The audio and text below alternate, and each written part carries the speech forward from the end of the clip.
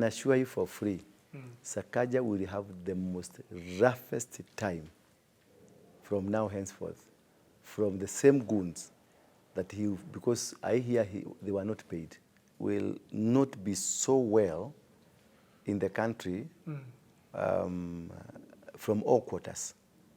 And many things will be working against the president. Like now, you see, he's trying to handle a fire that he didn't start. Times that you find that the president will be forced now to become bitter. And when the president becomes now bitter, he becomes angry of what is happening, many people take advantage of him. The rogue police, the rogue politician, the rogue business people.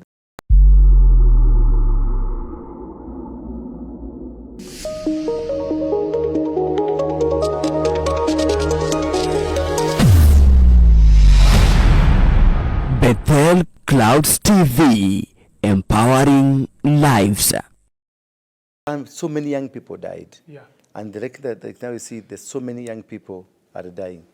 One part you need to understand, it is a ritual. When people are killed, when they project you, you become whatever you become, and then they start killing, it's also a ritual. It's not just like that. It's not just by the way. It is a ritual also. The bloodshed is a ritual that is used to sustain the government in power. Like if you look at the example, when did Ojwang die? Who? Ojwang. Ojwang. He died on? On 8th. 8th. Yeah. 8th. 8th, on the month of Was it June. 8th has a significant spiritual realm. June is a month that sacrifices are given. This is a son, a firstborn son, and the only son. What a choice. That sounds like conspiracy. It is a conspiracy, yes. You agree with me as a conspiracy or not. That is you. But what I need you to understand, all these things are ritual. Whatever we were doing then, we were pushed to do things at the expense or at the advantage of some people, like Shakahora was doing, or many things that rituals happen around. So any form of a killing you see by a state or an agent of a state, and it brings a pro, it was a sacrifice. It was not just ordinary. Whoever that was behind it, could it be not the man that did it? Could it be not the people that did it? But behind the scene, behind the spiritual powers, there is somebody, there is a hidden force pushing it. Because it is all about the thing that we are calling the New World Order and the many things that are happening and the reestablishing power. Politicians use a lot of witchcraft. Politicians are devil worshippers.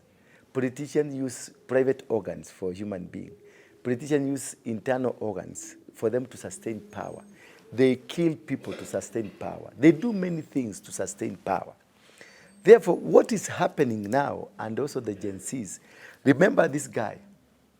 I don't know whether you know. He was also called Mukwana. The guy for Kware murders. The guy that was arrested. Collins, alikuwa anaitwa Collins Jumaisi. Jumaisi. Where did he go? I don't know. If you ask very clearly, very well, yeah, he might have been killed. Because what Mukwana is doing now, he should have been killed by yesterday. Because what he's revealing is setting up some powers. Because once you go to from the OCS to OCPD to DIG. He's snitching on them. Yes, to DIG. Who appointed the DIG? Could you want to tell me that the DIG was operating without NIS knowing? NIS is pro-government. He's supporting the government and defending the government. So DIG was doing the same. So what could be the repercussion? Because this is a formation of an army that is coming. This is a formation, let's put in quote, the Mungiki of those days now is being created, because we were created out of fragmentations and desperation of many things that were happening around us. And because of desperation, economical desperation, social desperation, and the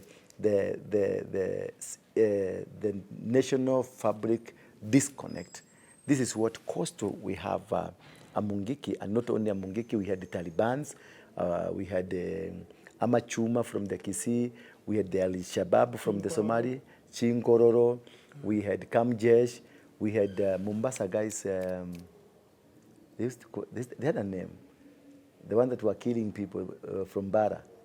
I can't remember. I remember the name. We had them. Oh, we had all places. They were created by politicians for political purposes. And when these people conflict together and then they have a rogue person who unites them, then we are in for something very dangerous. Kenya must be prepared for a possible, a bomb, a bang in the country that will cause, because if, I'm saying if, this kind of rogue kind of people you're seeing, that they can get into a police cell, beat somebody to death, and then they go looking for cover-ups. That's a well-organized group, well-orchestrated thing. How many people have gone unnoticed? These people have blood in their hands. People they have killed. When somebody kills, he thinks killing. Now, why is Raila so silent on this? Why is he not making noises? Why is Orengo silent? Because why is Onyang' Nyong'o silent?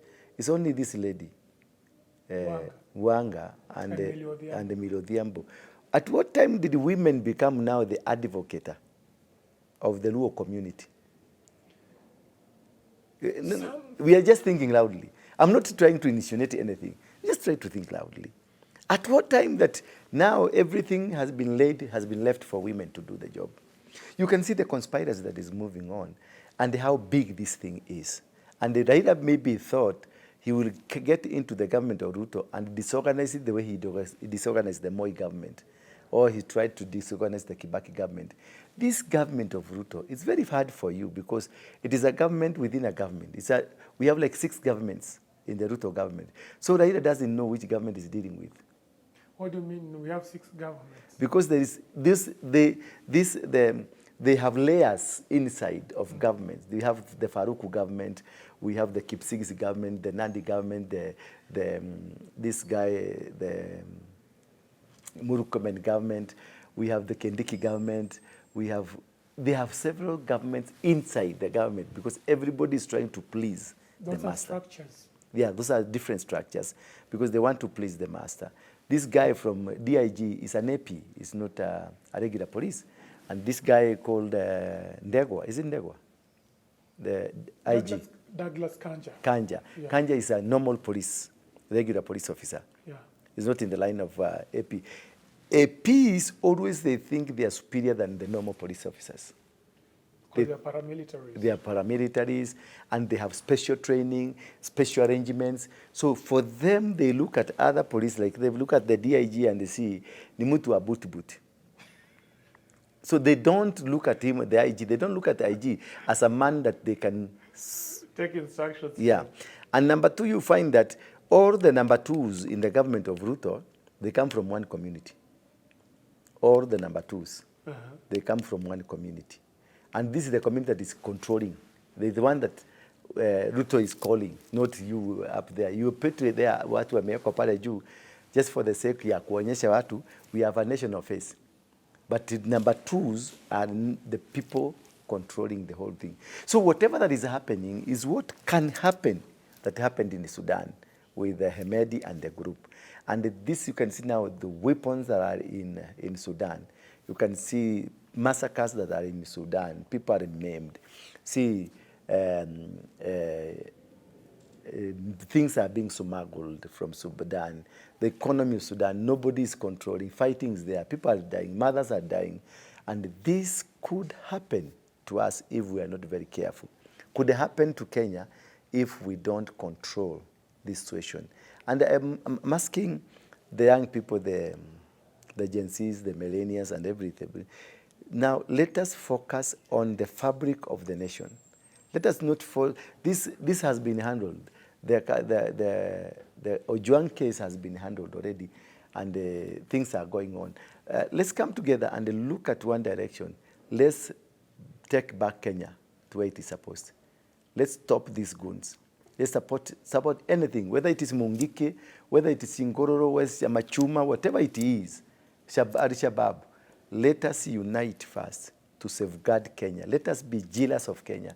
If you are Luo, you are a Kalenjin, you are Kikuyu, whoever you are, nationalism, being a nationalist here is very important, very proud for us that we return Kenya to a peaceful nation.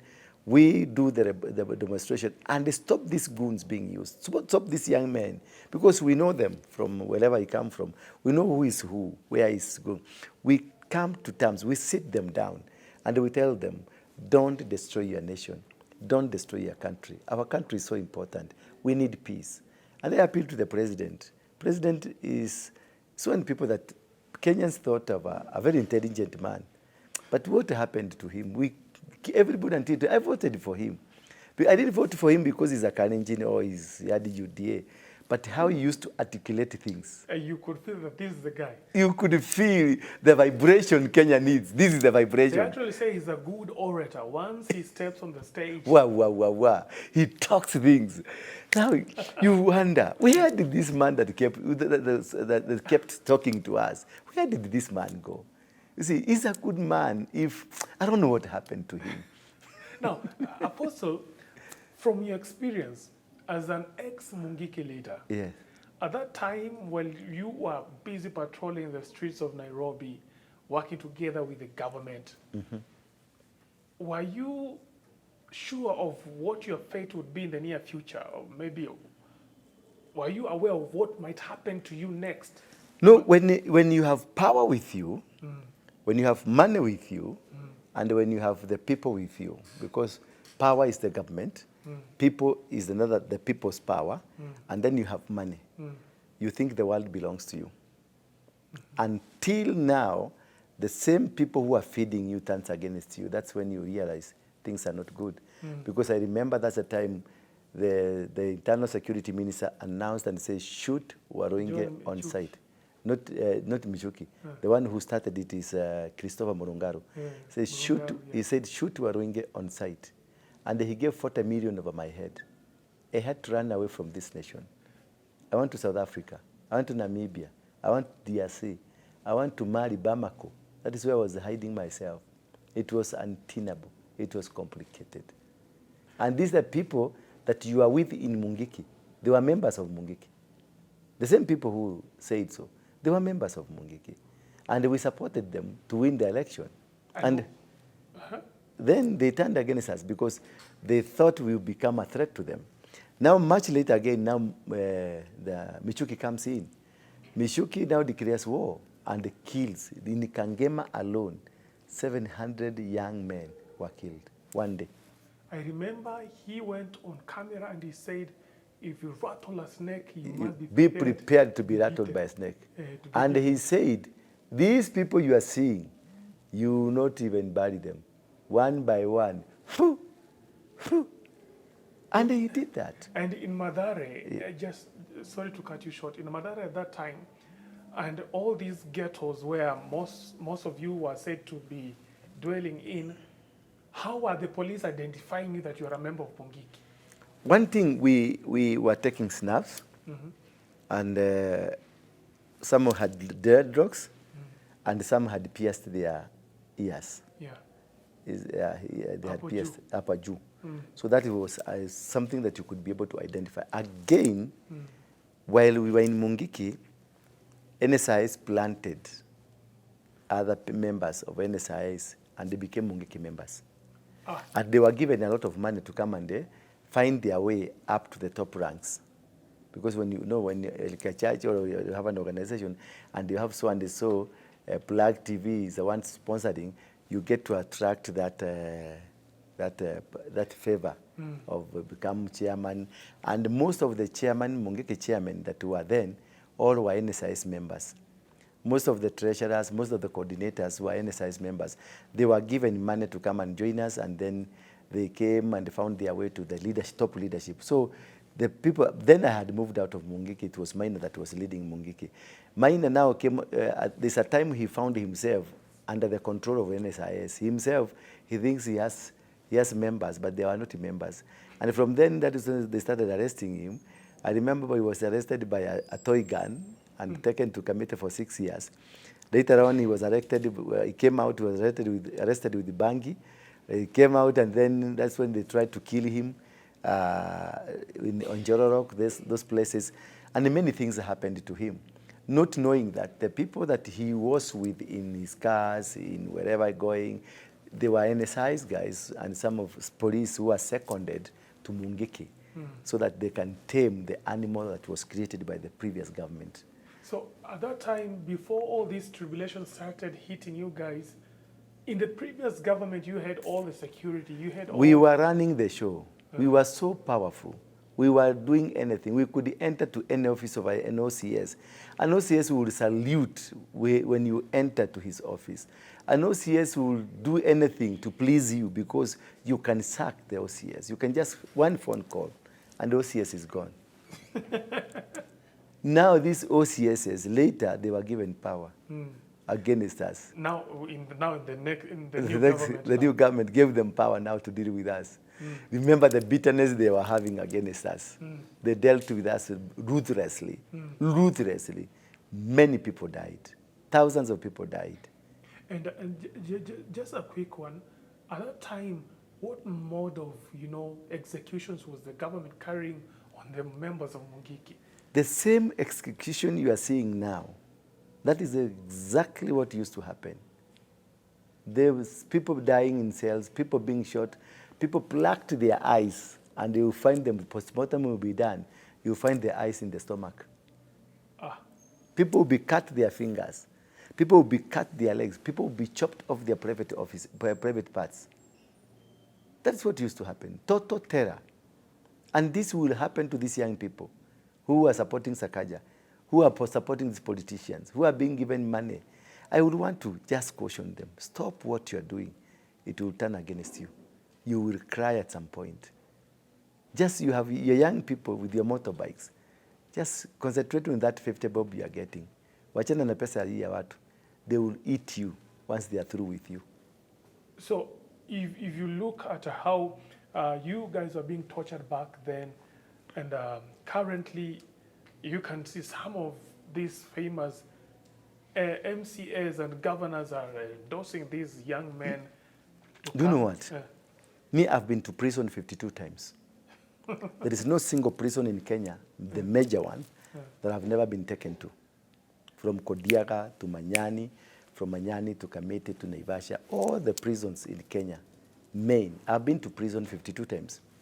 I have been shot at 12 times. I was poisoned 9 times.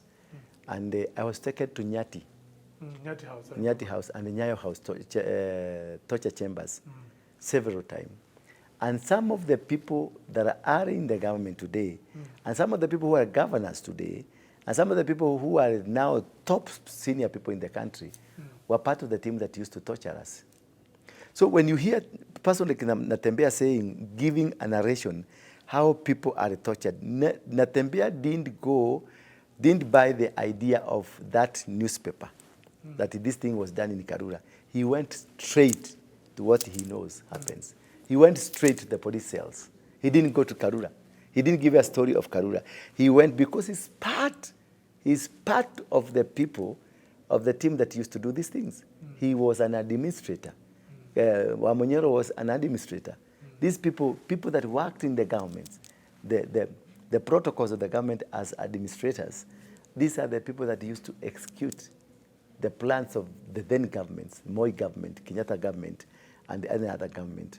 So what they are telling you is the truth. If they wanted you to die, they would just allow. They didn't want Ngeno. Natembea didn't want Ngeno to die because he knew the repercussions, that what could happen. So he rescued Natembea. He had people from DCI coming. He rescued this guy. He pulled him out and took him because they knew what will happen. It's him who is going to be blamed. He was Like, supposed, actually, he said that Joanna Ngeno was supposed to be sodomized. yes. And you could Goons. be sodomized by the people, like the people who did with the, we never know what happened to Kajwang before. Ajwang before he was killed. It could be he was sodomized first, and then they finished with him. Now, talking about the goons, following yesterday's invention of goons in the capital city, the governor afterwards issued a statement saying that he is not aware of who these young men are. You know Sakaja, and I feel pity for him because he doesn't know what he's doing. He's being flamed up by the same people that will come and turn against him. But if I was Sakaja, I will stop that menace. I will call even these demonstrators, the Gen Zs, the millennials out, because he's a young man. I will call them to my office and then discuss this issue together. I'll just try to do some politics. He's been silent for quite a long. I will just go silent and let people who are doing this to do these things. Remember Farouk telling him that we want to hear peace is there. Mm. Is he the IG or the DIG or the Nairobi commander? He's a governor. Why, even if you are trying to defend people's properties, why will you use young men to unleash violence against fellow young men if we are trying to protect people's property and people's lives? Why will you allow that to happen? Why then did they go to City Hall to shout that tumemaliza kazi? So these are things that you think you are trigger happy, you think inafanyika, imefanyika, imeenda, imefanyika. But the actual thing is, what will happen to you tomorrow? Because Babuino is also vying. Babuino is also another goon who will be able to do his goonish. Mighty Waruinge could be vying. Waruinge can activate goons at ease. I can activate if you wanted 10,000 people right today. It's just a phone call away. I just call and they will come. So what if we have, there is this Gakuya. Gakuya is from Eastland, and you know people, politicians from Eastland, what they can be able to do. Very rogue. They are very rogue. If Gakuya now says, bring my 10 people, Waruinge the same, Plug TV the same, Kemani the same, any other person the same, and then these people converge in the city, what will happen? Kenya will burn up. Kenya will be destroyed. This is very immoral, something that must be stopped at all costs. We must rise. Men, I'm talking now to the men of God, men of color, the politicians, business community, people in the government. Let's come together and stop this. Let people be allowed to picket as long as they are not destroying properties and as long as the police is not interfering with them. When the army is around, like when the people are demonstrating toward the airport, the people interacted nicely with the army and they could not even go. Nobody stopped them because they found nobody's resisting, nobody's fighting us. The only way to win, to defeat a demonstration is to becoming friendly to them. If the police become friendly to the demonstrators, you defeat them automatically. You have disarmed. You have disarmed them because they want to be chocosoad. They want tear gas. They want these water cannons to come. So they enjoy. Are you getting me now? They enjoy. So this thing of using force, it will cost Ruto's presidency. It will cost this government the reputation and everything. Not the reputation for the Wazungus, but the reputation among us, because there will be a lot of mistrust and there will be a lot of confusion and people fighting one another.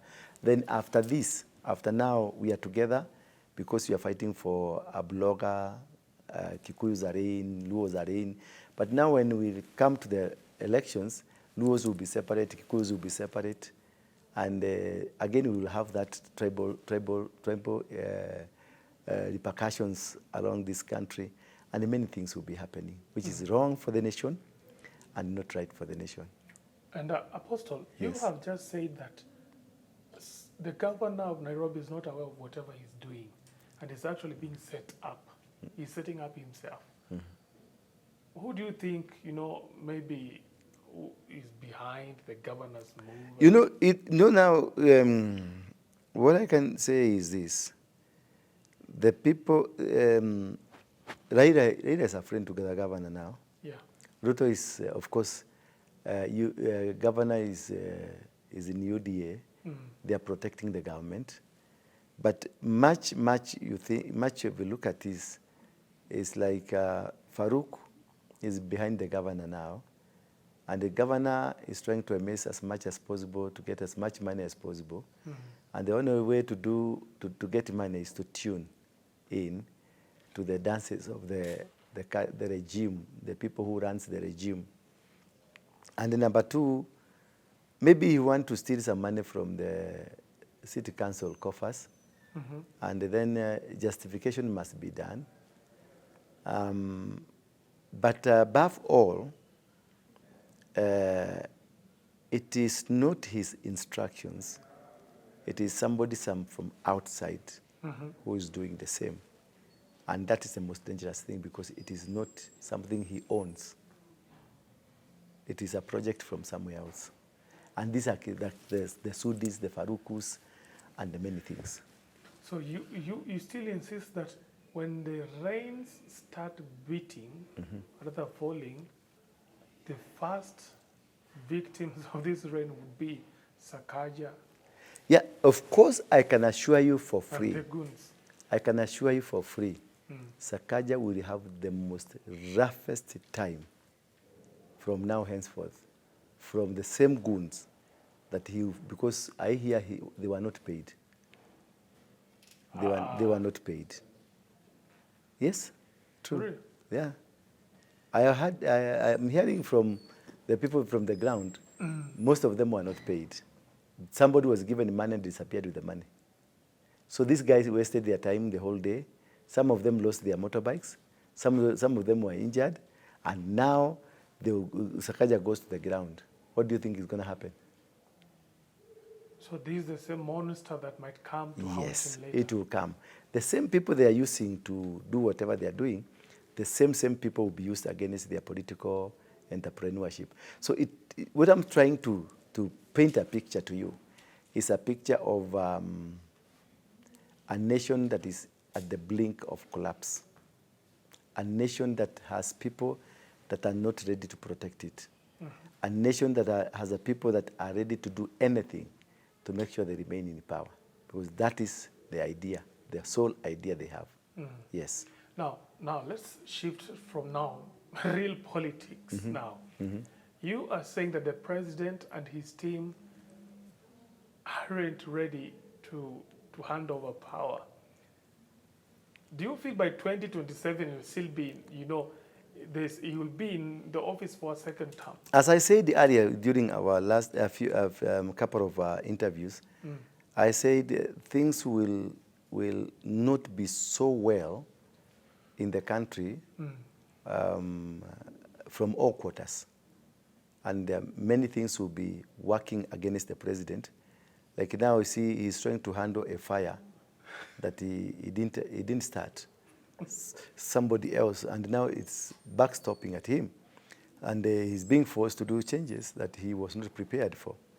So if you look at the succession plan of the police, has gone now down, because when Kanja was to go home, this guy was to take over. And the succession plan would have worked very well for him. Now, things are not really working well for the president.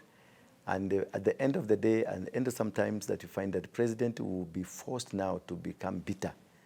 And when the president becomes now bitter, he becomes angry of what is happening, many people take advantage of him. The rogue police, the rogue politician, the rogue business people, they will take, because they will go and say, Plug has said this, we need to stop him. Plug has said this, we need to stop him. So that's the time now an angry president falls into the hands of people like Hemedi, who will now cause real chaos because they don't care. And now what will happen? The next time, Ruto will be in the ICC. Because if you look at what's happening now, the combination of the discovery of guns in Sudan, if Hemedi is arrested, for instance, then Ruto will be mentioned in that matter, and they will be one of the people that have caused mass deportation of people. mass removal of people, because you provided with guns that has caused this to happen. Again, the killings of the young people is being documented. I hear the ICC people are around. And I remember the root of files are still open. They were not closed. It is Uhuru's files that was closed. But for the root of the file, it was not closed. So they will just trigger on something that can cause this thing to happen. And again, there are politicians who will want to do that to happen. And people kill one another, so many, and then to be blamed on Ruto. You see how dangerous it is? The same goons. Somebody can plant another group of goons to go and kill several of them, like 30, 40, 50 at one instance. And then who will be blamed? Ruto ameua. Yet it is not Ruto. Somebody else did it. So this is something that the intelligence, the Kenyan intelligence, both army and the civilian, this is something that they must move in very fast and stop it and make sure sanity is there. Allow people to demonstrate, not fight anybody.